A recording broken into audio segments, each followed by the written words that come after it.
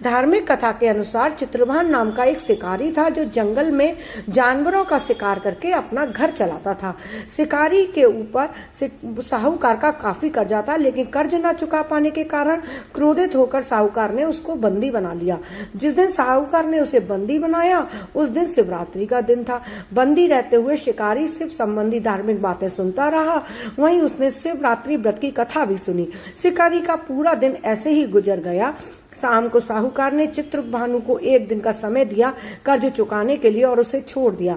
कर्ज चुकाने के लिए चित्रभानु पूरे दिन बिना कुछ खाए पिए जंगल में शिकार ढूंढते हुए घूमता रहा। ऐसे ही शाम निकल गई, रात हो गई। इसके बाद वो रात बीतने के इंतजार में बेल के वृक्ष पर चढ़ गया।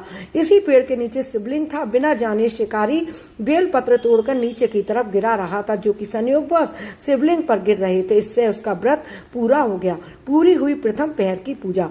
शिकारी की तलाश में घूमते हुए चित्रभानु को तालाब के किनारे एक गर्भणी हिरणी दिखाई दी जो पानी पीने के लिए आई थी। उसका शिकार करने के लिए उसने धनुष बाण निकाला। उस हिरणी ने चित्रभानु को देख लिया। इस पर उसने शिकारी से कहा, उसके प्रसव का समय है, तुम 2 जीव की हत्या करोगे तो ये ठीक नहीं है। हिरणी ने शिकारी से वादा किया, जब उसका बच्चा इस दुनिया में आ जाएगा तब वो खुद आएगी, तब वह उसका शिकार कर सकता है, लेकिन अभी उसे जाने दे।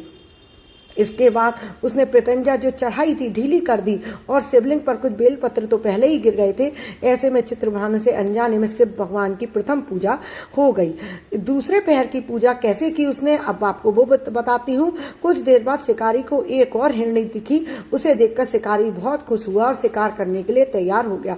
हिरणी ने उससे निवेदन किया, वो कुछ ही देर में ऋतु से निवृत्त हुई है। मैं अपने प्रिय को ढूंढ रही हूँ।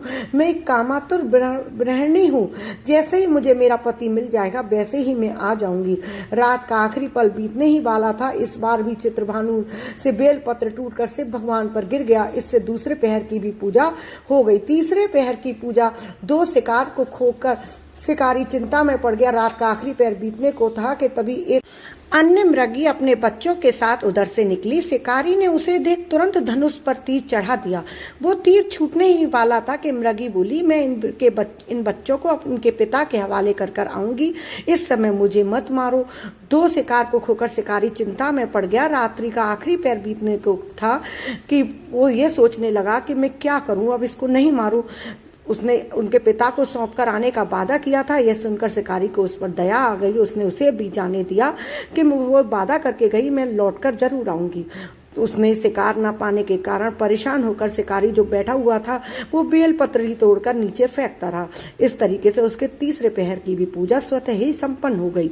इसी प्रकार पूरी रात इंतजार करने के बाद सुबह शिकारी को एक हिरण दिखा। उसने निश्चय किया वो इसका शिकार जरूर करेगा। शिकारी ने प्रत्यंचा चढ़ा ली। इस पर हिरण ने कहा कि अगर इसने उससे पहले तुमने 3 हिरणियों और उनके बच्चों का शिकार किया हो तो ही मेरा शिकार करे, जिससे उनके वियोग में दुखी न होना पड़े।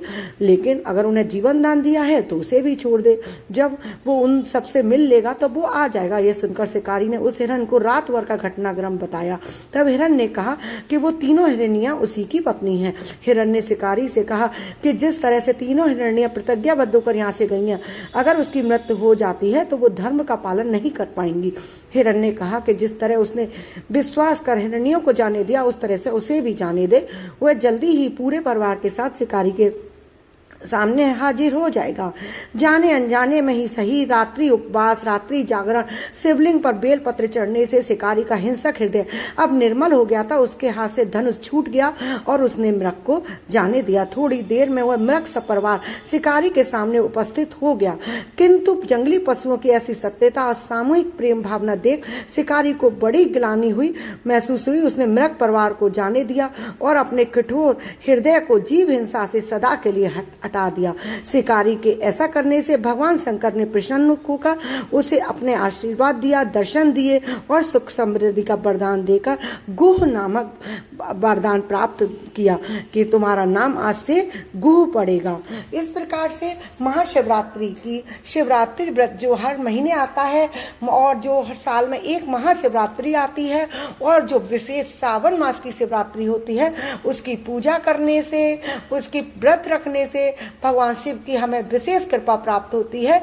तो पूजा कैसे करनी है वो मैंने आपको वीडियो में दिखा दिया है। आशा करती हूँ आपको वीडियो अच्छी लगी होगी और साथ में कहानी भी सुनी।